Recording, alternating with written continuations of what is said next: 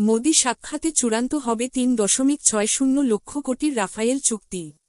সস্ত্রীক এলেন ভারতে France president Emmanuel Macron.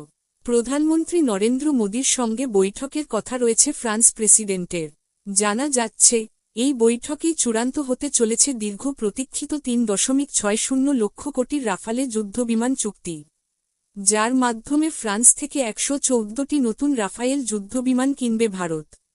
৩ দিনের এই সফরে মঙ্গলবার মুম্বইতে প্রধানমন্ত্রী নরেন্দ্র মোদির সঙ্গে বৈঠক করবেন ম্যাক্রো। বুধবার তিনি যাবেন নয়াদিল্লিতে, সেখানে ইন্ডিয়া এআই ইম্প্যাক্ট সামিটে যোগ দেবেন তিনি। এরপর বৃহস্পতিবার এই সম্মেলনে কৃত্রিম বুদ্ধিমত্তায় ভারত ও ফ্রান্সের যৌথ সহযোগিতা নিয়ে আলোচনা হবে। তবে এসবের চেয়েও গুরুত্বপূর্ণ হল ভারত ফ্রান্সের রাফায়েল চুক্তি।